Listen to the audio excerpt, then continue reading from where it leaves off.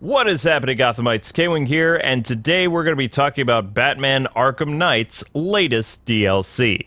Well, for PS4 and PC owners, some of us have had the skin since 2015, but that's besides the point. We'll be talking about the Earth 2 Thomas Wayne skin and how to get it right after this.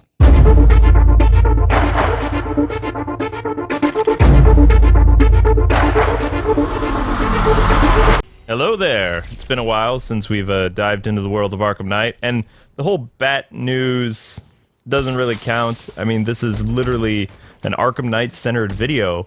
The first one in, let's say a long time.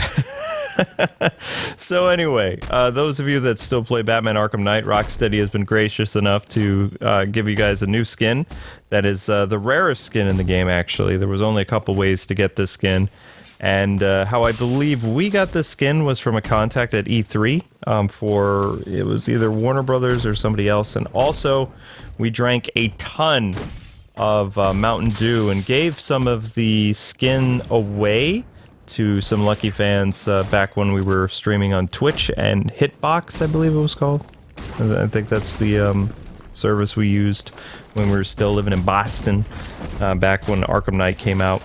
So this skin, it is the Thomas Wayne Earth 2 Batman skin. It's more or less the same skin as the Earth 2 Batman Bruce Wayne, with some unique differences. There's red around the eyes, the cape is red, it's got some red accents to the suit, which you can see here, and it gave off kind of an evil vibe. I'm not going to go into a full-blown lore of the character. You can check that out in the description of this video. I did the Thomas Wayne Earth 2 lore long time ago. It's actually pretty good. So, I mean, it tells you everything about that character up until Convergence, when, of course, Dick Grayson became the next Batman of Earth 2, until whatever happened to that character. I have no idea. But I kind of liked Grayson as Batman in that universe, more or less. But Thomas Wayne was a superpowered metahuman, kind of, and essentially Earth 2's version of Power Man. So he was a much more sinister threat as Batman in Earth 2 than, you know, being a meta, more or less. But yeah, the costume is available now if you want to check it out for free. And how that came about is in, I believe, September of 2019, Rocksteady across the pond released a collection consisting of Arkham Asylum, Arkham City, and of course Arkham Knight. And this skin as a, you know, cherry on top for the collection.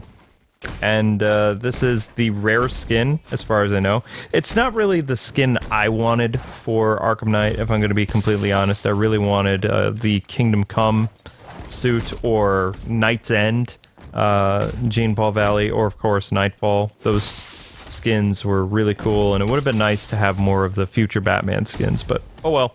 You got Earth 2 because at the time, this was a pretty popular comic in the New 52. And it did things a bit different than the New 52 stories. And even though I said, yeah, I wasn't a big fan of the New 52, I have to admit that the Earth 2 comics were pretty cool. And once we got into Convergence, it was really awesome. I liked reading that. And it was unique. It really was. Kind of like the Justice League 3000 thing, but not quite as kooky. And of course, the Justice League 3000 bat skin made it into this game as well. And people ask me over the years, like, what determines a Batman suit ending up in an Arkham game? But I do know how market trends work, and based on the popularity or something that DC and Warner Brothers is trying to push, most likely will end up in a Batman game. When the Arkham games came out in 2015, this one in particular, like the Swan Song, the finale of the series, they incorporated a lot of skins that were popular or coming into circulation for DC Comics. That's why you have Justice League 3000, you've got two Earth 2 Batman skins, you've got a different Batman Beyond skin, and all this other stuff, you know. And of course, Rocksteady later added the Keaton and the Nolan skins, along with, of course, the BVS skin, which again was they were banking on popularity. That's why all this stuff ended up in the Batman game. And it's still a really fun game to play. I mean, I still look at this game from time to time when I do my news and stuff like that, because I really don't have the type of setup that I had when I was in Boston. So this is a very small apartment in central Pennsylvania, and we had walk-in closets where I could organize all our equipment and our server and everything like that, and this house is just kind of jumbled together. So my entire setup has changed, and how I do this channel is completely different. Before, if you guys were wondering how I was able to keep up the tons of uploads over on K-Wing's Let's Plays and the daily uploads over on this channel, which this channel hasn't been a daily channel in probably, oh my gosh, I want to say 2 or 3 years, ever since we moved to Central PA. But I had a lot of space in my office. I was able to use the computer up there, which that computer now is completely defunct anyway. It's just mostly a storage device. But, you know, I would have a computer downstairs that would focus on K-Wing's Let's Play stuff, and my office was where I wrote all the Bat lore, and I did all that other stuff, and it's kind of hard to be creative when you're living in essentially like a cubicle. It's very, very small, and I might be a little claustrophobic, but, you know, this was in our price range with YouTube dropping in revenue for years for us ever since moving from the East Coast to the Midwest. You know, things have been harder, I would say, and it's prevented a lot more work than I care to admit. And probably some of our financial problems is just because I can't really work as hard as I used to, because I don't have the computers being free to me. Usually when a computer's rendering, I would, back in the day, just hop on another computer and get that going. I didn't need interns because I just had multiple computers, and that's how the Batman stuff got done real fast. But that's also where I developed my crazy sleeping habits. And also, I'm still kind of jazzed from my Superman stream. I was proud to learn that I actually got a lot farther than most people for my first time, so I'm pretty proud of my gaming skills. They haven't dulled with age too much, although I'm probably not going to look at that game again, so don't ask. If you guys want to sponsor a certain game, you can go to my Patreon, check that out. Follow that tier and maybe play a horrible game like Leroy or SA Spurs did with Superman 64. Although, some good came from that. I did find a working copy of my Batman Beyond Return of the Joker game, so who knows, I might end up streaming that in February. It's a pretty bad game, I'm just warning you right now, but it's relatively short because... oh, I think I'll save that for another day, but there's a lot of stuff that happened with the development of that game that it's just like almost as long as the movie, but not any longer than that. So a speedrunner can get through that in about a half hour to 45 minutes. It's crazy. But I hope you guys will enjoy the skin of Earth 2, Thomas Wayne, basically Hourman, more or less.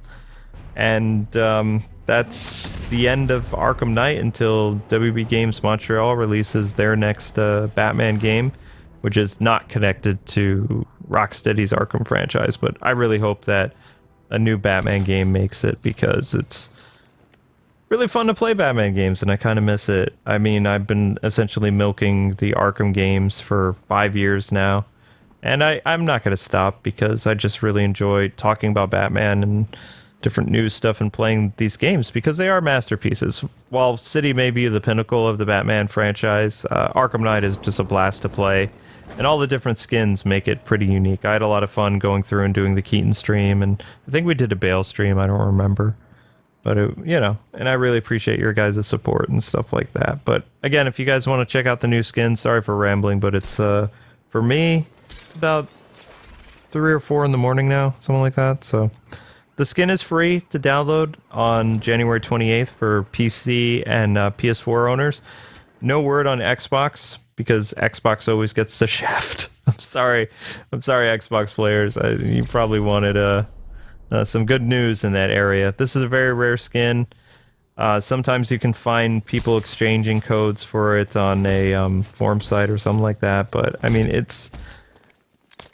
I guess just based on how rare it is, that's why people wanted it so much. But I mean, the skin's not that amazing, but it's great that they finally released it for people that don't have it. And if you want to check out the lore for the character again, just check out the description. It's all there. And it was a really fun video to record. But that's going to do it for me, people. I've got a very long day.